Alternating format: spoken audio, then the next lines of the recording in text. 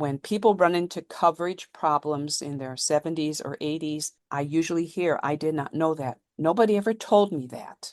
If I had known, and that's where we are stepping in to fill that gap, that help them know what they're getting to make an informed decision. Welcome to That's Derm Good. I'm Janelle Ball, and I'm excited to bring you thought-provoking conversations about biologics, specialty medications, treatments, and so much more. I'll be chatting with some amazing guests about access, affordability, and advocacy. You're really going to enjoy this show. Welcome to That's Derm Good. Today, my guest is Diane Omdahl. She is an RN and founder and president of I-65. 65 Incorporated is the education arm, and I-65 is the software that helps people with Medicare, yes. Okay.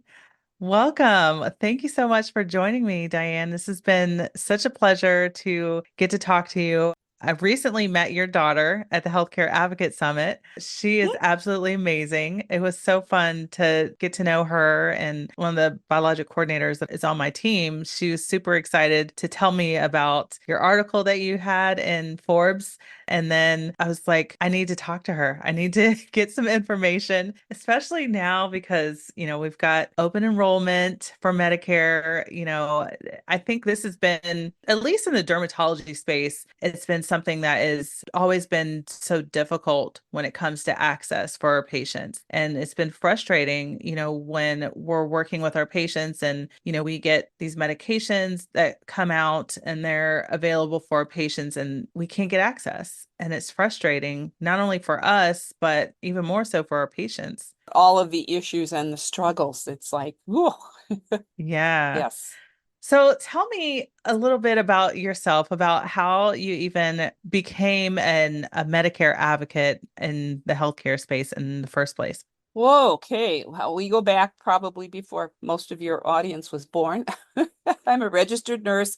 I started out as a hospital clinician, bedside nursing, like so many of us did. And I somehow got promoted into the in-service education department in the hospital, which was all of the education of the staff. From there, I went into long-term care. I was the director of a 350-bed Medicare certified facility. And that was where I first was exposed to Medicare and how what we as nurses and staff did affected what the facility was paid. And, I learned about all the rules and the denials and the appeals and how documentation was so important. Then I went back to school, got my degrees, and ended up as the director of a home health care agency, which is where I say rubber really meets the road.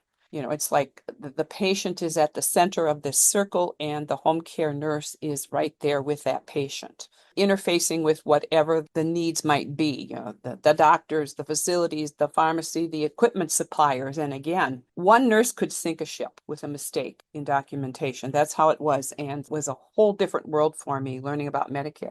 Well, I think in this process, I had some medical issues. I had to cut back and not work for a while. And my husband said to me, why don't you write that book that you've been saying home care nurses need on Medicare documentation, since it's so critically important? And there was no education for nurses at that time that was standardized or whatever. And so I thought, okay, I started writing it. Well, my husband quickly picked up that Medicare made sense to me and I could help others make sense of it. And that book then led to a company that he and I had for 23 years. Wow. Educating home care agencies around the country, on Medicare compliance. And it was quite a ride. I wrote so many newsletters, so many books. I put together so many videos for staff education. Then basically toward the end of that reign, I started picking up that home care patients were not getting the care that they needed. And I think a lot of it had to do with Medicare Advantage coming into the home care arena. And these patients did not know that if they switched for the zero premium, that they were going to trade that off for what's called the prior authorization.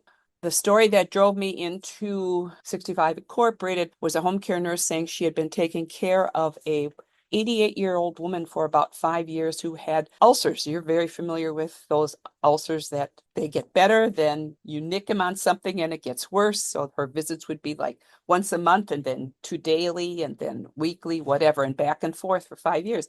Well, the son switched his parents to a Medicare Advantage plan. to save money on premiums. The plan authorized a whopping 5 visits for the nurse to teach the 90-year-old husband how to take care of the woman's skin condition.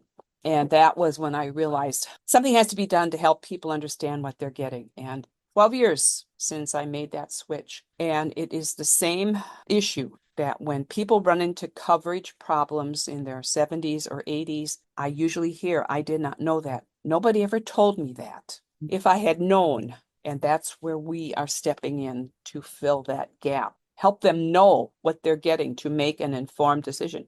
You go into surgery, you sign 3 or 4 pages that everything except maybe a tree falling on you could happen with this procedure. But yet we don't have the same education for people going into Medicare, which becomes even more critically important. So that was a little bit longer, but it kind of, I never had a master plan that this was where I was going to end up. But Medicare Yeah. makes sense to me. And as you can see, I made Medicare make sense to Melinda. And that's what we That is definitely a gift because Medicare is difficult to understand and Oh, yes. it does not make sense to a lot of people. Yes. And they keep saying, why does it have to be so complicated? Mhm. I've used the analogy many times, Janella, but it's like you're putting together a puzzle with no box to show you where to go, no picture, Yeah. and here's this 1,000-piece puzzle and you have to figure out which pieces, go where and whatever. Yeah, that makes so much sense. So you're the author of Medicare for You, a smart person's guide. Yes, How I many am. books have you written now? In this business, that is the only one. It was not in my intention to ever write that book, but I was found by a publisher who was trying to do a Medicare book. Now, the thing is, if any of your listeners have that book, I have to say that it was finished in 2022, and you cannot keep print copies up to date. But in that book, in several places, particularly with costs, and in the beginning and the end, we have a website where they can go to get the 2024 updates, and we are now working on the 2025 update. That Yeah. website is simply a www.dianeomdahl.com. It's my Okay. name. That's great. So tell me about 65 Incorporated and what exactly it is. What do you do? 65 Incorporated basically started out with the mission to help people make smart Medicare decisions. We are educators. We do not sell insurance. And when people are getting into Medicare, so many people think the first step is I have to enroll in Part A and B and then find plans.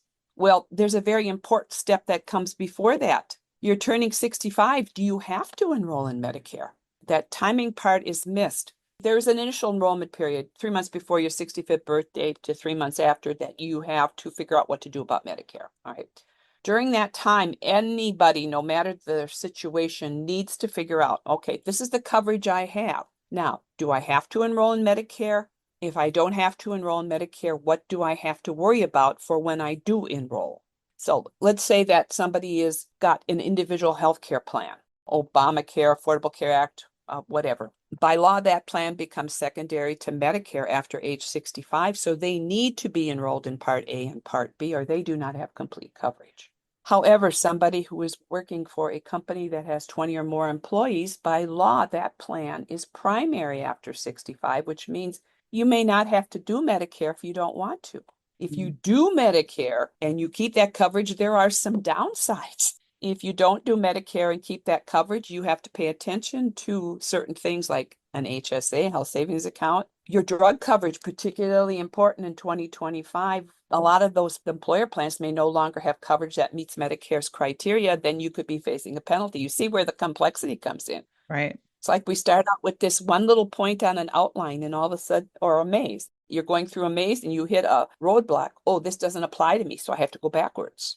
So that's what 65 Incorporated does. We help people figure out the timing. We help people figure out if they are going to enroll in Medicare, what their situation is, and looking very closely at their options. Original Medicare with a supplement or a Medicare Advantage plan. Big differences. But so many people are swept up by all of these free benefits when I'm 65 and, I don't see a doctor, so this is good for me. I can get gym membership, whatever. But what they need to know is in most states, when they want to switch back to a supplement, they may have to go through medical underwriting. That is one of those secrets many people were not told. So we help them figure this out, make an informed decision so that you understand not only today, but what's around the bend if your health were to change. Right.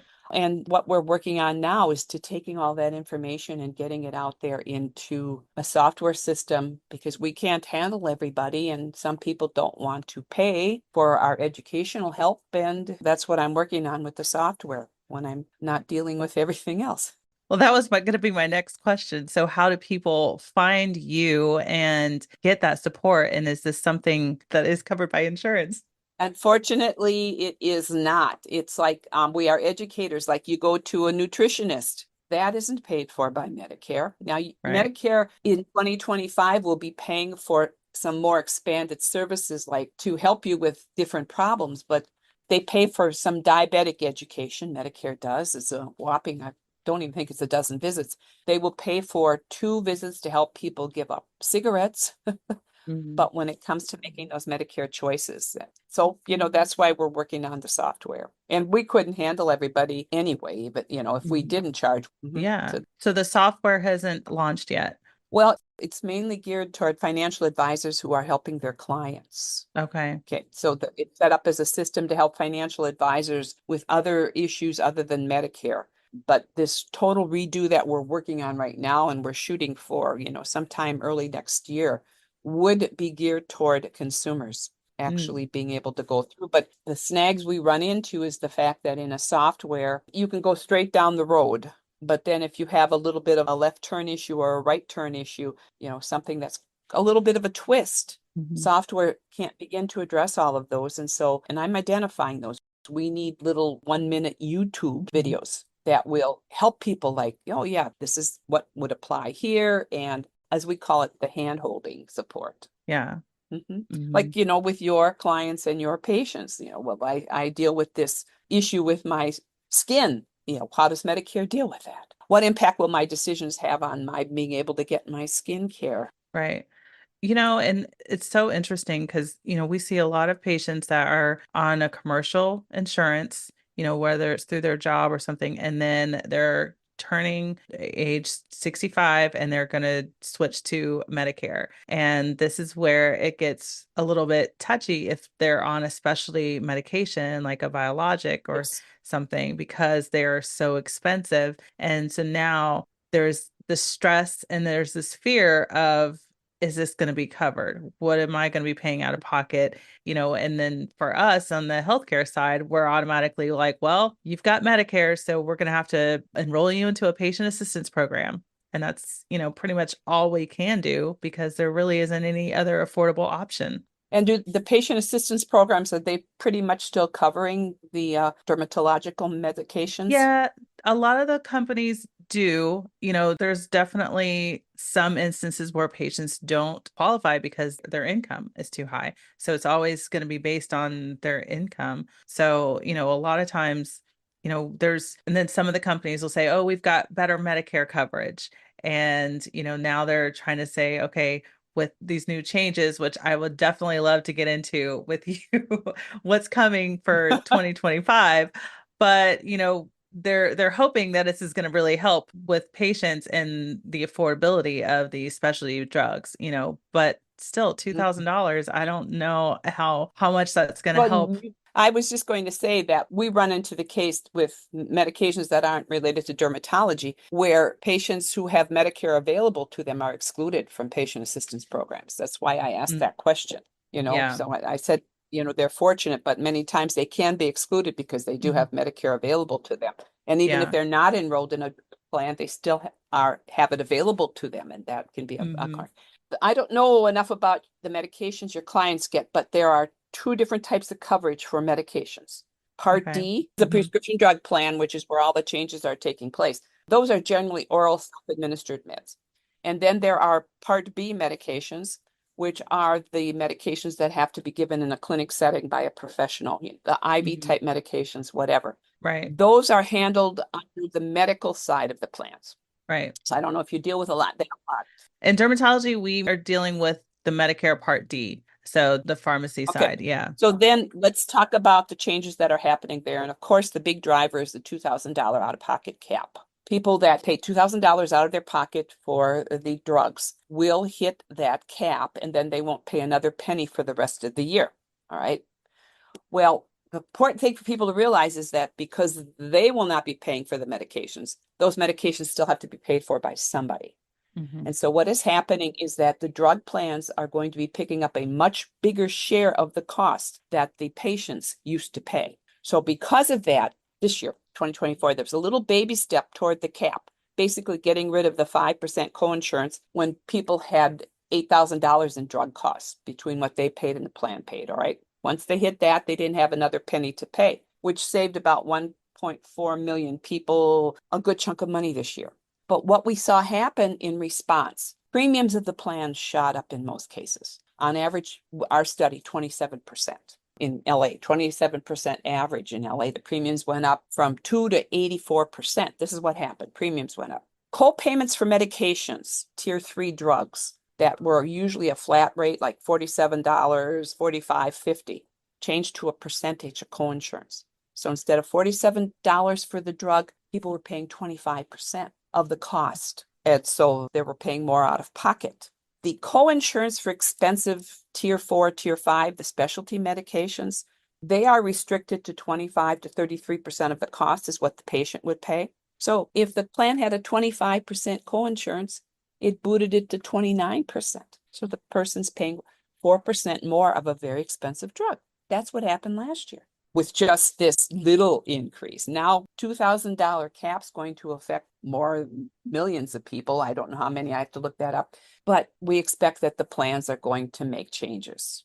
They're going to probably deal with more co-payments, increasing co-insurances and premiums. Now, Centers for Medicare and Medicaid Services is anticipating that the premiums are going to be all over the board again for standalone drug plans. And there will be going into effect a voluntary premium stabilization demonstration. Plans that participate will be getting a rebate of up to $15 per premium to keep the premium stable. And this is only for standalone Part D because Medicare Advantage plans have other ways to adjust their premiums. So we don't know until the plans come out in the next week or two what is going to happen to the premiums. On the downside, a lot of the pundits are predicting that they're not going to cover a lot of these expensive drugs. They're going to drop them out of their formularies. There's going to be the repercussions of less research for the drugs that aren't used a lot, all of those things, It's just, this is what the fears are because of the shift in costs. So the bottom line is 3 of 10 drug plan enrollees review their coverage every year, only 30%. Wow. The annual notices should all be out there by now. Everybody needs to open it and look at it because come January 1, if they haven't done it, they're stuck. And we get calls in January when people hit this sticker shock that their premiums went up, their drug isn't covered because they did not pay attention right now. Wow. So I've been hearing that this is probably the most important open enrollment in history Ever. ever. Ever. I talked with a couple. He took a gazillion meds and he's so happy about the $2,000 cap. Well, his wife takes nothing. And so she's, big deal. I said, it is a big deal because I suspect all of those people who pay nothing or $45 a year or whatever are going to see their costs are going to start creeping up. I don't know how else the plans could justify it. Yeah. So where does the education need to come from? Just consumers and self, or, maybe even nurses or patient advocates? Yes, all of the above. Financial Mhm. planners telling people at least to pay attention. The Medicare Plan Finder is not a difficult tool to use. Now, people think, holy smokes, this is what. But if you set up a Medicare.gov account, which the government recommends that you do, it basically takes putting in your Medicare number, the date Part A was effective, your information, right? Well, then you see the drugs that you have ordered, that you have had filled. You make sure that that list is current of the drugs that you take. Well, then you go up at the top and it'll say find drug plans now. Click on that, right? And what will come up is your current plan and then the plans in order of costs. Well, hopefully your plan up at the top matches the number 1 in order of costs because then that will tell you that is your best plan for next year. But if there's some other plan that's in the number 2 spot, your plan current, and then a different plan, you need to look because the plan finder is telling you you have a more cost-effective option. Mhm. So when you compare that plan to your plan, you may find out that your plan is only covering 8 of your 9 medications. So it's not rocket science. When you start looking at all of the information, the details of the plan, that's where your eyes start to cross. Yeah. But if the plan finder alerts you that there is a more cost-effective option, you need either to dig into it yourself or ask somebody to help you to dig into it. Yeah. I think it's so important for anybody that helping with prior authorizations and educating patients because it's a difficult thing. And I think there's a lot of people in the healthcare space that don't even understand how to teach their patients any of that. It's definitely something that is lacking. Interestingly, the big to-do about the new prior authorization rule that's out there, right? It doesn't include medications.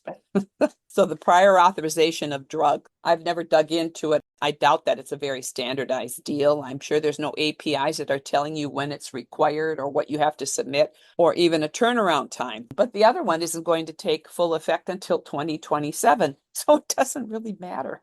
You're out there floundering on prior authorization. For sure. So, with your years of experience, what are some of the most common mistakes that people make during Medicare open enrollment period, and how can they avoid them? Number one, they do not open their annual notice of changes.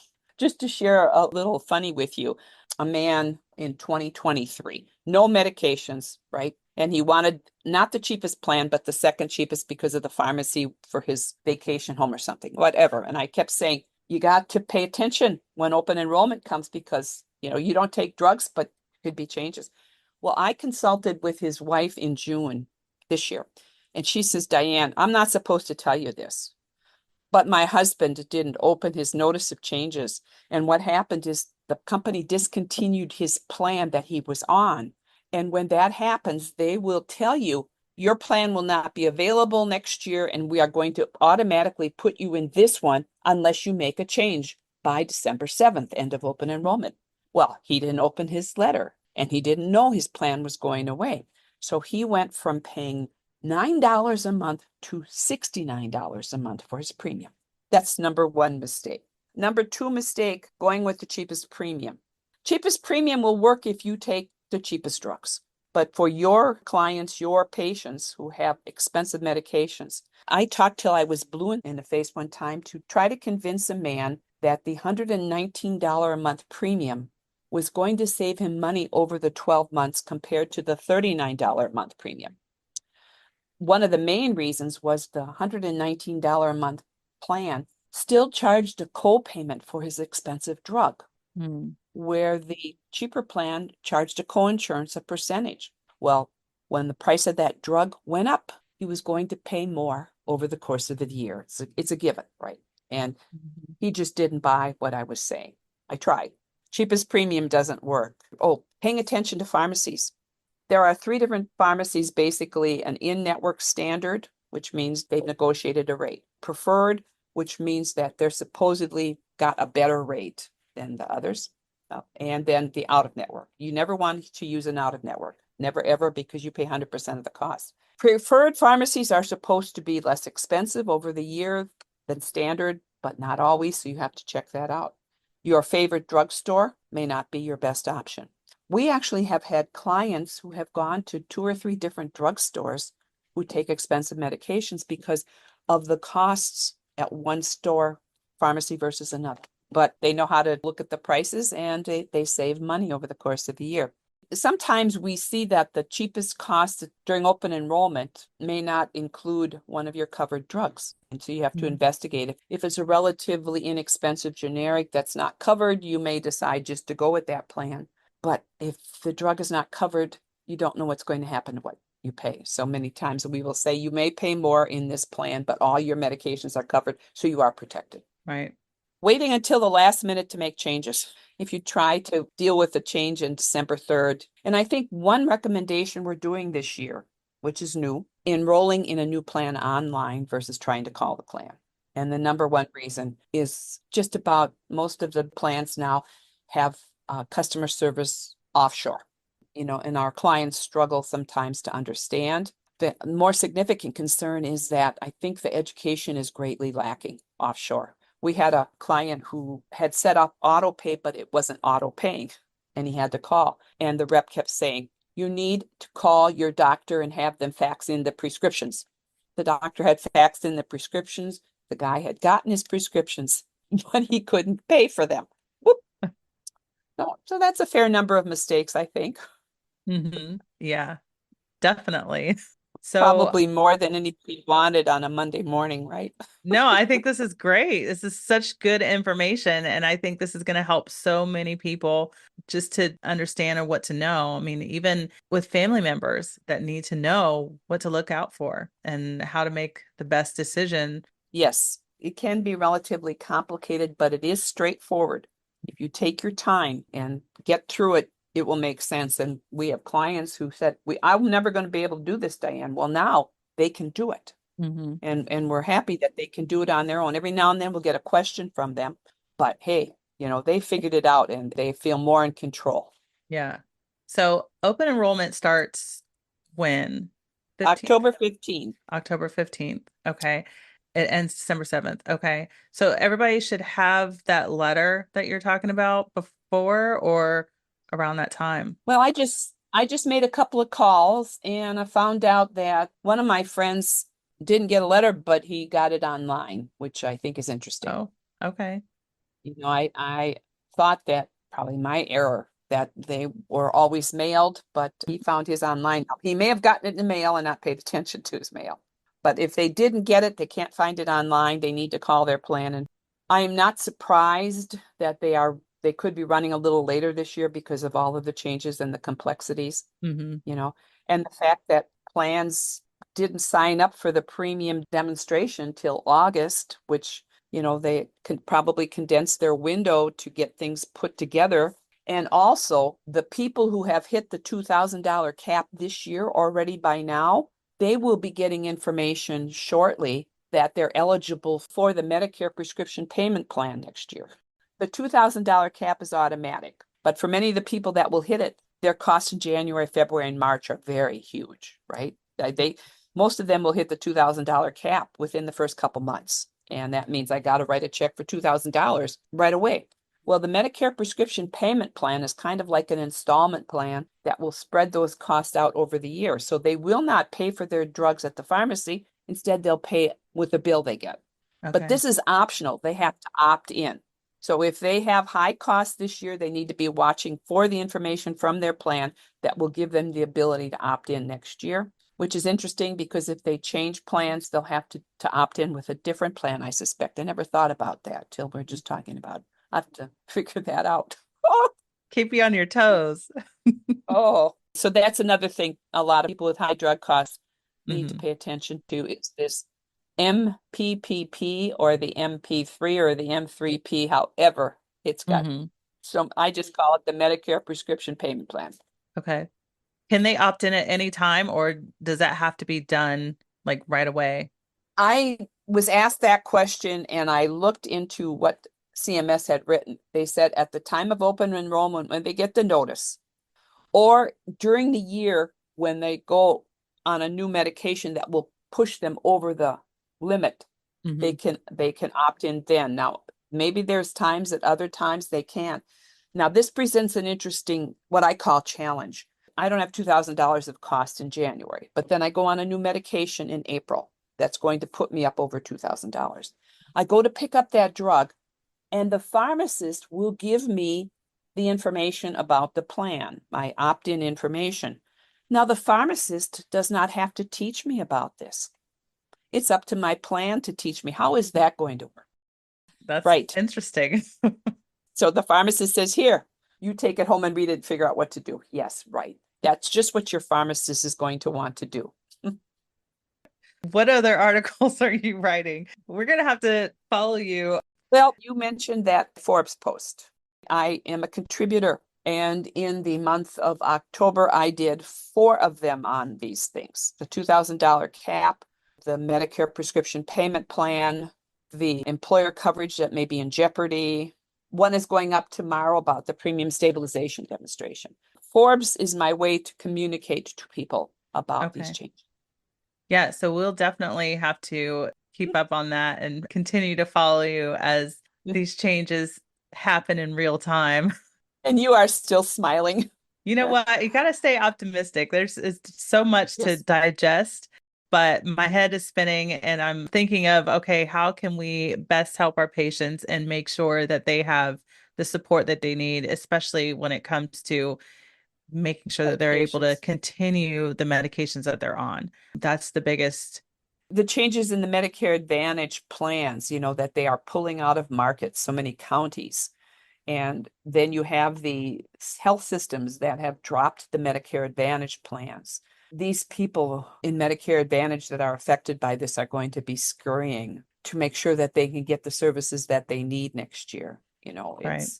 It is going to be a very traumatic time. Now, the Medicare Advantage enrollees do have the benefit that there's another open enrollment period specifically for those who are already on Medicare Advantage that begins January 1 and goes through March 31, which happens to be 3 months, where Okay. the people with a Part D drug plan don't even get 2 months, where Medicare Advantage people get the almost 2 months and another 3 months, which I think Hmm. is a little unfair. Is there anything that they need to know for Medicare Advantage? Well, with the Medicare Advantage period, January through March, all they can do is to change their plan, or they could drop the plan, or they could change the plan. But you cannot add a plan during that period, a Medicare Advantage plan. You cannot add a Part D drug plan. It has nothing to do with standalone Part D drug plans. It's strictly for Medicare Advantage. Okay. I realize that I live in the Medicare weeds Hmm. where everything goes on. The government and Medicare is way up here and they write these rules and they do these things, but they don't know how it is down here in the weeds, inadvertently end up dragging people down here with me because this is where it happens. What they have to understand this. Even Melinda, many times is down there in the weeds, although she manages to stay above the fray more than I do. But this is where I work, when things are going on, she learns from me so she doesn't get so messy.